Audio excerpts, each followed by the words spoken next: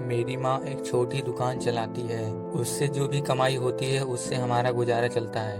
मेरी माँ की एक आंख नहीं होने की वजह से मैं उनसे नफरत करता हूँ, क्योंकि जब भी वो मेरे स्कूल में आती, मेरे दोस्त मुझे तेरी माँ की एक ही आंख है कहकर चिढ़ाने लगते हैं।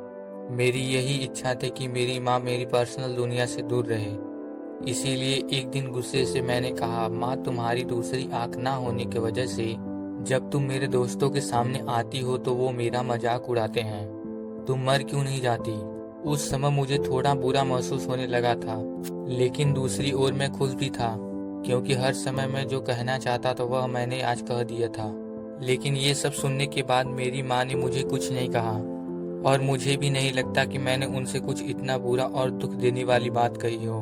मैं इस गरीबी से और मेरी माँ से दूर कहीं जाना चाहता था। तभी से मैंने बहुत पढ़ाई की। मैंने अपनी माँ को भी छोड़ दिया और पढ़ने के लिए दूसरे शहर आया, और वहाँ की यूनिवर्सिटी में मुझे एडमिशन भी मिल गया। उसके कुछ सालों बाद मैंने वहीं शादी कर ली। मैंने खुद का घर भी खरीद लिया था। फिर मेरे बच्चे भी हो गए थे। अब मैं खुशी से एक सफल इंसान की तरह जी रहा था। मुझे यह जिंदगी बहुत पसंद थी।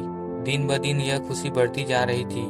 लेकिन एक दिन अचानक मेरी माँ को मैंने अपने दरवाजे पर देखा। तब सभी मुझसे पूछने लगे कि यह कौन है, तो मुझे कहना पड़ा कि यह मेरी माँ है। तब मुझे ऐसा लगा जैसे मेरी सारी खुशियाँ आकाश से नीचे गिर गई हों। मेरी माँ की एक आंख की डर से मेरी छोटी बेटी भी भाग गई थी। तभी मैंने भी मेरी माँ से पूछा, तुम कौन हो? मैं तुम्हें नहीं जानता। मैंने उन्हें डांटते हुए कहा, तुम्हारी हिम्मत कैसे हुई मेरे घर में आने की और मेरी बेटी को डराने की? चली जाओ यहाँ से।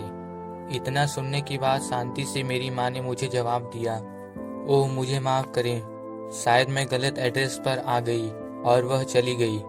मैंने भगवान का शुक्रिया अदा किया कि उन्होंने मुझे नहीं पहचाना। अब मैं शांत महसूस कर रहा था, और मैंने अपने आप से कहा कि अब मैं अपनी पुरानी जिंदगी के बारे में कभी सोचना भी नहीं चाहता। कई दिन खुशी से बिताने के बाद एक दिन मेरे पुराने स्कूल का लेटर मेरे घर आया।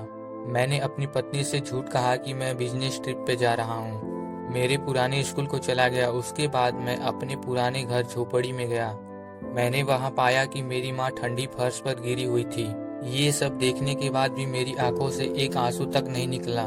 उनके हाथों में कागज का एक टुकड़ा था, शायद वह मेरे लिए कोई पत्र ही था।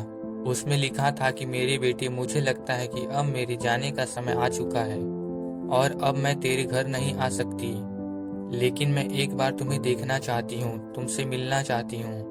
मुझे तुम्हारी बहुत याद आती है, और जब मैंने सुना कि तुम यहाँ अपने पुराने स्कूल में किसी काम से आ रहे हो तो मुझे काफ़ी खुशी हुई।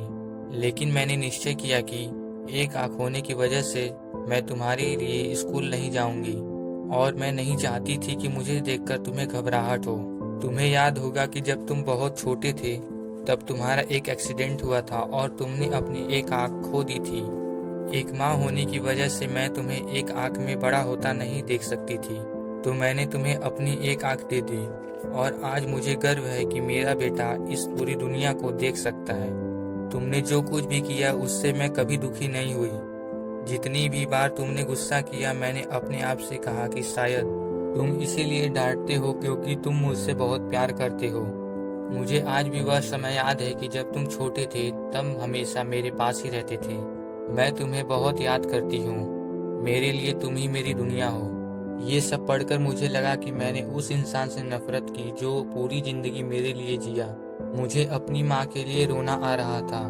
अब मुझे अपनी सबसे बड़ी गलती का एहसास हो चुका था।